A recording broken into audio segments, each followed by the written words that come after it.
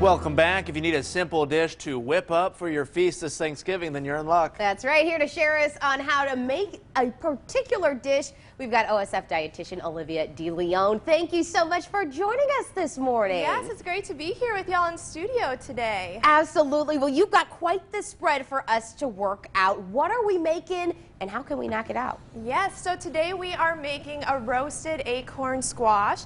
And the best part about this dish is that it features a few different fall produce items. Very good. Break it down for us. I think Matt's got the first part of things. Yes, so today we are going to be using the acorn squash.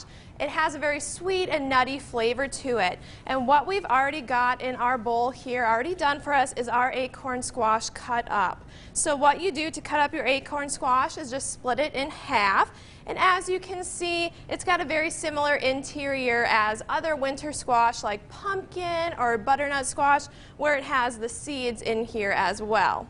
So you're just going to set that down on your cutting board, cut it into half moons, about 1 inch thick, as you can see here. And if you cannot find acorn squash, another great alternative is the sweet dumpling squash. It's got a very similar taste to corn. It's very sweet and starchy. I haven't heard of these. Both of these are new for me, but I'm learning so much already. Yes. So we'll go ahead and get started. So to our squash, we will add in our olive oil. Okay. Here we go. Our salt and pepper mix here.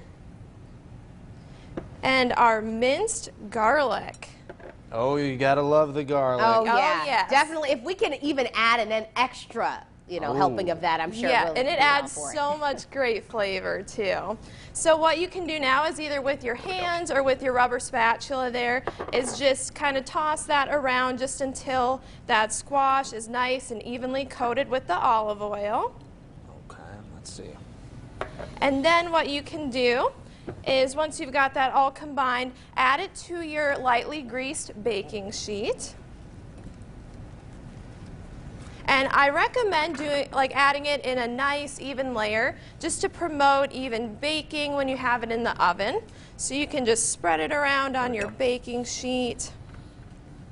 And this will go in the oven at 400 degrees just for about 30 minutes. Okay, so that's not too bad.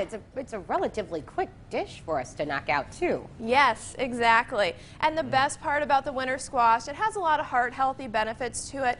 Not only is it a great source of fiber, but it also has a great source of vitamin A as well, which promotes eye health. Very good. Well, we could always do that. I'll always improve that one way or another. And it smells fantastic over here. That's right. Okay, so now that we've got that on our plate or our baking sheet ready to go, again, 400 just for 30 minutes. And while that's baking, you can work on fixing up your pomegranate. Now this is a little tricky to cut sometimes, so usually what I recommend is just cutting off the top part with the crown on top, just enough so you can expose those seeds, and then you'll see inside there the membrane that separates the different segments of the pomegranate, and you can just cut along those membranes and then you can brush the seeds out from there. See, I was so bad. I just assumed cranberries when I saw red, and I just had no idea. So you're enlightening us on new fruits, new vegetables that we can incorporate into our diet too. Definitely, that's right. And actually pomegranate has a lot of heart-healthy benefits as well, so that's just an added bonus as well. Beautiful. Okay, so break it down. So I've got the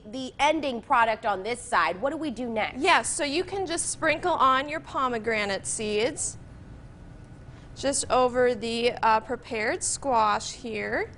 And that just gives it a little extra kick to it? That's right, just extra flavor, and I love the extra color that it adds because Thanksgiving meals tend to be a little bland when it comes to color. Yeah. So this adds a little extra to your table. We love that. Yes, so after that we've got some goat cheese.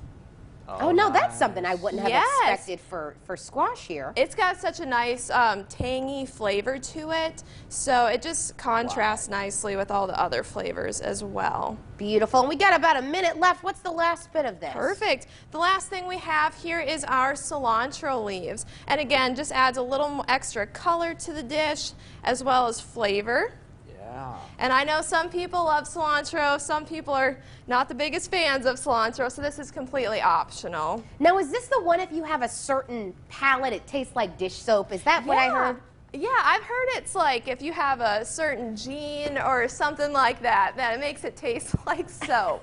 So we don't want that if that's how it tastes for you. I gotcha. Well, nonetheless, a beautiful dish to get our Thanksgiving started off right, it looks like. Yes. Yes, and again, it'll add definitely a lot of extra flavor and color to your Thanksgiving meal. Good deal, Olivia DeLeon. Thank you so much for your time and for our fantastic recipe. We will, of course, be sharing this over on our website, ciproud.com. Appreciate it, Olivia. Coming up, students.